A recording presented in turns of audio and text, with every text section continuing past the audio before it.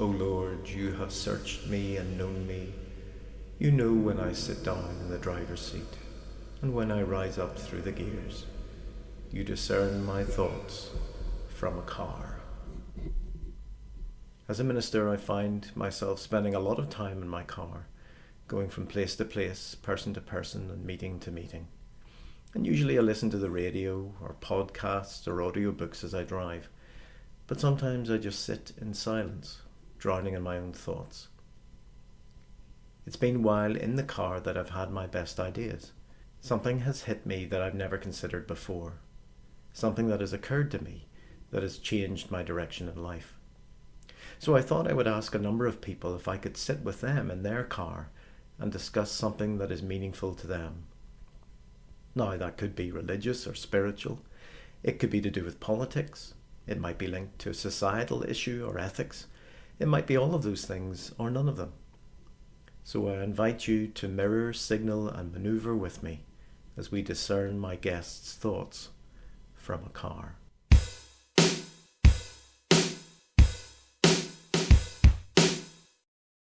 Well, seeing as this is the first podcast of Thoughts from a Car, I thought I would make a liar of myself on two fronts. First of all, there's no guest for this first podcast. I'm afraid it's just me. And secondly, the epiphany that I'm going to describe didn't occur when I was in a car, but when I was a young pup, aged maybe about 13 or so, on a bus. To reprieve myself slightly, I am sitting in my car as I record this. Give you a bit of background. It's a black Renault Clio. It's about 6 years old. It normally gets a wash on the outside once every 4 months. And judging by the looks of the inside, it gets a hoover and a clean every year and a half. My wife Amanda complains about how dirty the car is, but in my defence, it really is to try to protect the car on the grounds that hopefully nobody will try to break in and steal it for fear of catching something lethal. Right, I want to describe something that occurred to me, as I said, when I was about 13 years old. I was travelling. Normally I walked back from school, but this particular day I was sort of overloaded with books and PE kit and had to carry my trumpet back for whatever reason, so I was slightly overloaded that particular day, and I thought, no, I'm going to get the bus back home. And I walked round to the bus station, which was near the school, and I got on the bus, and as I was travelling on the bus, looking out the window, I noticed people going past me. And they were people of various different ages. You know, some were on their own, some had kids in tow or were walking as couples. Some were elderly in a variety of hats. And it sort of occurred to me at one particular moment that everybody was just like me. And what I mean by that is everybody had their own particular lives, their own particular worries, their own concerns and feelings. And because everybody around me was essentially a bit player in my life, it suddenly occurred to me that I was a bit player in these people's lives. I was the person on the bus, the extra, the person on the bus driving past them as they walked along. And it, because we can be very selfish as human beings, and some of us, myself included, continue to be very selfish as we get older. But there has to be a realization that we are not the center of the universe. Galileo and people like him who discovered that the sun didn't revolve around the earth, but the earth around the sun. And this was a big shock for many people for a variety of reasons. Mostly, I think, because they were no longer the center.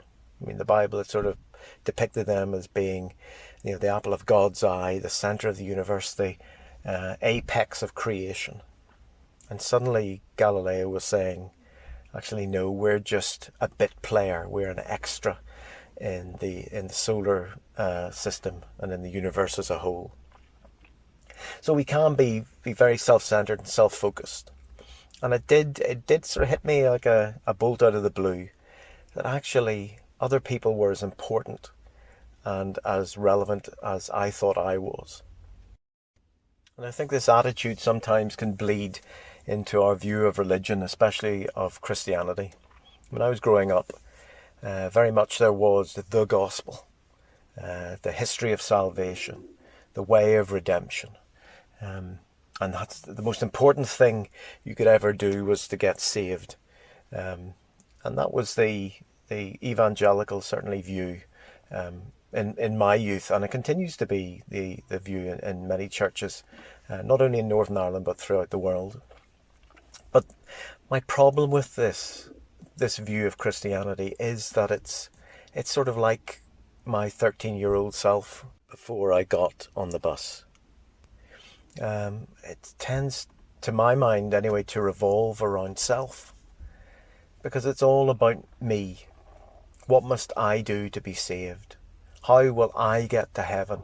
How will I avoid going to hell? And questions like that. And the most important thing we're told is that you say the sinner's prayer, the ABC, accept that you're a sinner, believe that Jesus died for your sins, see, confess your sins, and you will be saved. And it's almost like once you've done that, everything's okay. You can relax. You can breathe more easily, because you've done what's necessary to make sure that you're okay. And to me, that is religion as a very self-centered sort of thing. Because when I look at Jesus and the way he operated within his ministry, his short ministry, he didn't seem to be concerned about people's individual spiritual state of affairs. He seemed to be more concerned about expressing the will of God through the way he brought people in from the periphery. He wasn't one for maintaining the religious status quo. He tended to see life as lived properly when lived for others.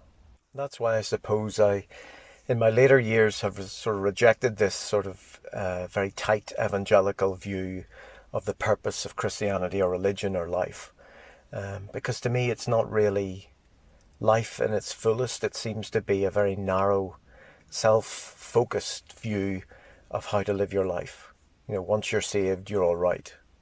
Once your family are saved, they're all right. And a lot of people in evangelical Christianity worry because their father, their mother, their brother, their sister, their children or whoever aren't saved, and therefore they're going to hell. And so whenever this person gets up into heaven, they'll have their family around, bar mum or dad or brother or sister or whoever. And that must be a very frightening thought. And fear is no friend of religion. It just isn't. And so I suppose that's why I sort of embrace and have adopted universalism as a way of looking at the Christian religion. This idea that everyone gets to heaven, whatever that means, and you can interpret that in many, many different ways. I don't think heaven is a place or anything like that. But the idea that God might set up a world in which some people get to a heavenly place and others get to a hellish place seems utterly ludicrous and so contrary to the way that Jesus seemed to live his life. So I suppose that ties in a little bit with my epiphany on the bus, that everybody was just like me, that nobody was an extra or a bit player in my life, that everybody was equally important. And then within universalism, I suppose everybody is equally important to God. You're not an anathema to God, and then suddenly you say 5 lines of a magic prayer, and suddenly you're all right. That makes no sense whatsoever. To me, anyway. I know it makes sense to other people. So there you have it. Again, apologies for the sound quality if it's not brilliant. Apologies for the rambling nature of this first podcast. But again, I'm sitting in the car. I would usually have notes, believe it or not. I would usually have notes in front of me, but I don't have anything. So I'm relying on my very, very flaky memory to sort of decide what I'm going to say. Hopefully in the future we'll have some guests, and hopefully it'll be a bit longer. We'll try and plan it out a little bit better. But I just wanted to give you a flavour of what we're going to try and do. I want to get people to talk about what they're passionate about, what's important to them. And as I said to my 13-year-old self, suddenly the idea that everybody was the same as me came as a bit of an epiphany. And it has stayed with me, and it has shaped the way my faith has developed over the years. And it's allowed me to explore in different ways that I wouldn't have done had I remained within the very sort of tight sort of evangelical faith that I grew up in and that I willingly adopted when I was a younger person. So I look forward to you joining with us, and I say us again because I hope we have some guests. So I look forward to producing a few more of these in a slightly better quality and with a guest by my side, and we'll discuss their car and their thoughts and what it is that drives them. Okay, see you soon.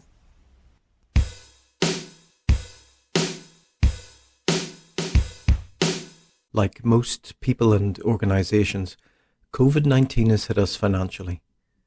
Because we're a church, you think we'd be accustomed to asking people for money, but I don't like doing that. So that's why we've produced this podcast. So if you feel that you would like to donate something, no matter how large or small, you can go to our webpage at www.firstchurchbelfast.org and click on the donate button and give whatever you can, and it would be much appreciated. Thank you.